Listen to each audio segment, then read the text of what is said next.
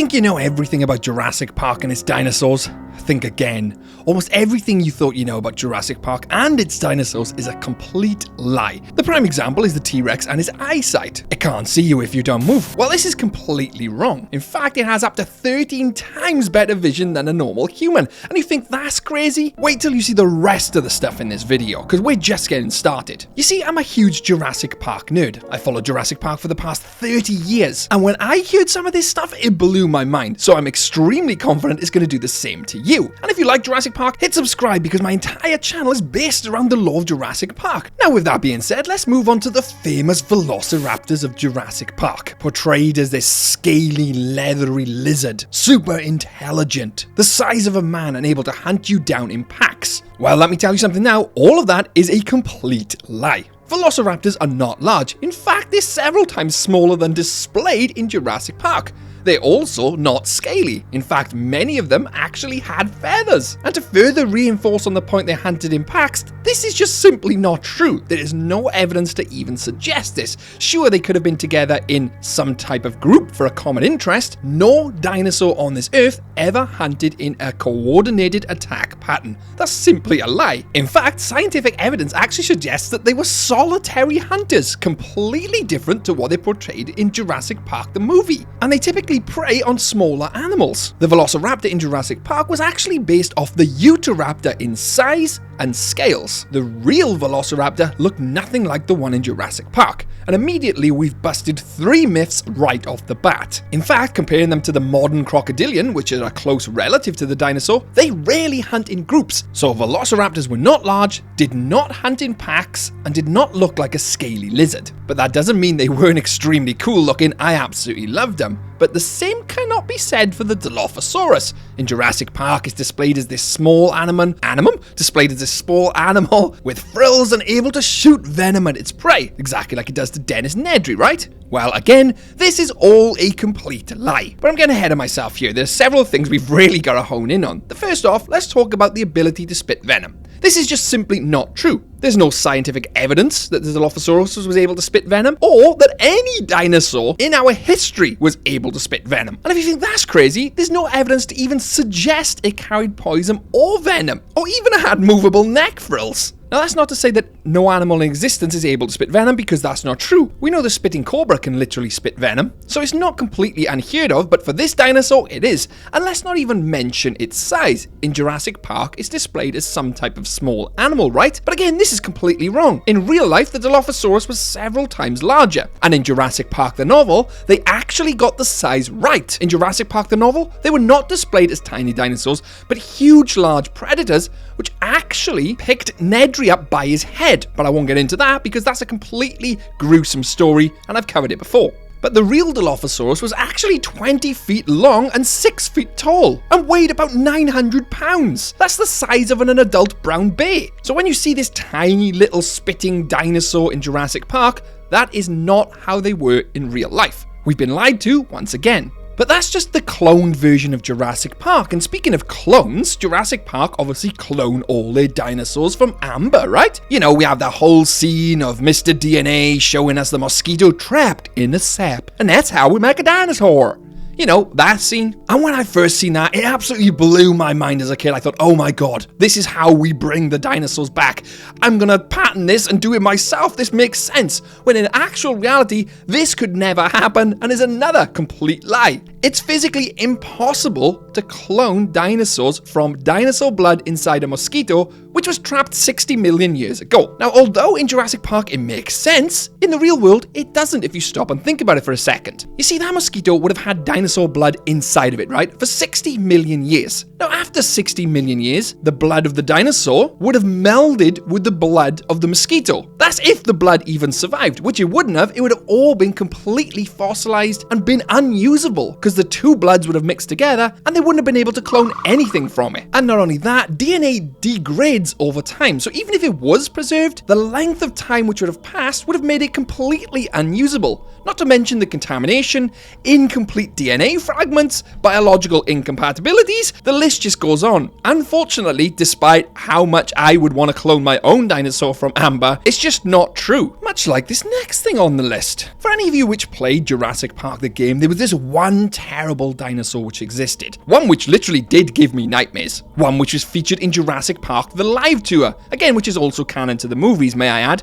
and that is the Trodon. This thing was drawn up in someone's nightmare because not only did it lay eggs inside of people in the Jurassic Park universe, it had this highly toxic venom. Now I want to start by immediately saying this isn't unheard of in the real world. Spiders literally lay their eggs inside of living hosts, and this is what the Trodon did. And it was able to do this by having a special type of venom which once it had bit a victim would literally paralyze the victim in its entirety, keeping them alive but them being unable to move, which then the Trodon would lay its eggs inside of its victim. Ugh. Gruesome, right? Now, I don't think it takes a rocket scientist to work out that this is simply untrue. The Trodon would have never have done this. It didn't have that type of venom. And I said earlier, no dinosaur had any venom. But not only that, the Trodon itself doesn't exist. It's not a real dinosaur. You see, Trodon is actually a genus, meaning it's not a dinosaur in itself, but a family. So Trodon isn't one dinosaur, it's an entire species. Kind of like a sauropod or a theropod. You know, they're not a dinosaur, but a species of dinosaur. And this Trodon just didn't exist, which is really upsetting for me because I think it could be used as an excellent horror element in an upcoming movie. But who knows? You know, Jurassic Park can do what they want. They tell us many lies. Just like the lie with Dennis Nedri. Now, we all know Nedri, right? We spoke about him earlier, the guy who got mauled to death by the Dilophosaurus. And in the film Jurassic Park, he comes across as a bit of a, well, not a very nice guy, put it that way. I mean, he can't be a nice guy, right? He's the one who turned off all the power, basically was the catalyst for the entirety of the events in Jurassic Park. He wasn't a very nice guy, right? Well, that again is a complete lie. Well, let me explain. You see, in the novel, Nedri is kind of similar, but he's actually being blackmailed by John Hammond. John Hammond is forcing him to do work, not really paying him for the work, so Nedri obviously is upset. You imagine working in a McDonald's for 2 weeks and they not pay you, and then say, look, you keep working in McDonald's, or we're going to tell everybody all your internet browsing history. And then that will make sure that you're never able to work for the rest of your life or earn any money. That's essentially what John Hammond did to Nedri in the books. So in actual fact, Nedri wasn't a bad guy. Hammond just completely mistreated him, didn't pay him, and then blackmailed him. So Nedri wanted money, wanted to leave the company, and he saw his way out. That's exactly what happened in the novel. But the film decided to make Nedri out to be the type of villain he was, and what we saw without any context. Essentially, Nedri wasn't a bad guy. But the same can't be said for Hammond. You see, again, in the film, Hammond is portrayed as this nice, gentle old man. Loves the kids, you know, bit of an aloof, bit naive when it came to the dinosaur and his park, but essentially a nice guy. In the novel, that's completely wrong. You see, in the novel, he's actually a villainous character. Didn't care for the kids, actually hated them, blackmailed, schemed, didn't care about anyone other than himself, and all he ever cared about in the entirety of the books was money. He just wanted money, money, money, money, money. But when Jurassic Park the film came along, Hammond was portrayed as a nice guy. Well, I'm gonna bust that one right now. That's a lie. Hammond in the novels was a complete nightmare. And as an added little bonus, Hammond actually dies in Jurassic Park the novel. He's eaten alive by compies. But the same can't be said about Velociraptors. I mean, even doors can't contain these beasts. In Jurassic Park, we see Velociraptors being able to open doors. They figured it out. And as you've probably guessed by now, that is a complete... Well, hang on. This might actually be true. You see, recent research has found out that dinosaurs are obviously actually like birds, and we know some species of birds are highly intelligent, problem-solving intelligent, exactly like Muldoon says. So the fact that they're able to figure out how to open doors isn't out of the realm of possibility. Hell, even dogs and cats, birds, as pets know how to open doors just by watching humans do it. So it is not out of the realm of possibility, and for once, Jurassic Park actually portrayed something which might be possible, but the real answer is no one really knows. But it's nice to actually see something wildly controversial in the Jurassic Park film, which everyone's like, how could they open doors? They could never do that. Ho ho ho. Actually be once possibly true. But what about this? The Spinosaurus and T-Rex. Remember that legendary battle in Jurassic Park 3? Highly controversial one, but a fun battle, where the Spinosaurus and T-Rex come face to face, and the Spinosaurus controversially kills the T-Rex. This had many people debating who would win if they met each other in the real world, you know? The Spinosaurus facing off at the T-Rex. Well, let me tell you something now. The Spinosaurus and T-Rex would have never have faced off in the real world because 1, they existed in different time periods, and 2, they lived in completely different parts of the world. Very much like a polar bear coming in contact with a penguin. Sure, they both live in snowy biomes, but they're completely different ends of the world. The fact of the matter is, we would never see a Spinosaurus fight a T-Rex. It's simply a lie and would never happen. Very much like that Brachiosaurus in Jurassic Park 1. And I know you're probably thinking, what are you talking about there, Shadows? Well, remember that scene where we see the Brachiosaurus rear up on its back legs? Really impressive scene. Reaches for the branches and comes crashing back down to earth. Arguably one of the most famous and emotionally impactful scenes in the Jurassic Park franchise. But there's one thing massively wrong with this. The Brachiosaurus, for one, would probably never rear up on its hind legs like that. I mean, even if it could rear up, it would only gain limited amount of height compared to the other sauropods. And rearing up would also require significant amounts of energy for the Brachiosaurus, and it just wouldn't be worth it.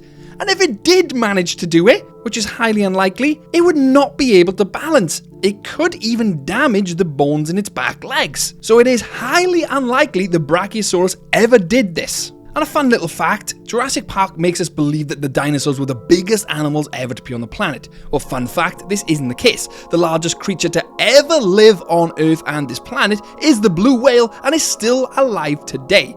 It weighs 180,000 kilograms. That's basically the same as 30 Tyrannosaurus rexes or 40 elephants. That was and still is the largest animal to ever live on this planet. And this brings me on to my favourite one so far, and that's the T-Rex and its eyesight. And I know, I briefly mentioned it at the start of this video. T-Rex actually had great eyesight, right? And the movies led us to believe that they had poor eyesight. Well, that's wrong. Alan Grant is the one who told us they had poor eyesight, and we believed him. This was never corrected throughout the entirety of the franchise. The T-Rex attacks random people even though they're staying still. I mean, the lawyers sat on the toilet when the T-Rex attacks him. Numerous times throughout the franchise, the T-Rex is able to attack things even if they're still. And in the Lost World Jurassic Park novel, it's actually mentioned that Alan Grant's theory on the T-Rex eyesight was completely wrong, because someone got eaten alive while trying to stay still, quoting Alan Grant. This then leads into a massive theory about the T-Rex actually playing with its food like a cat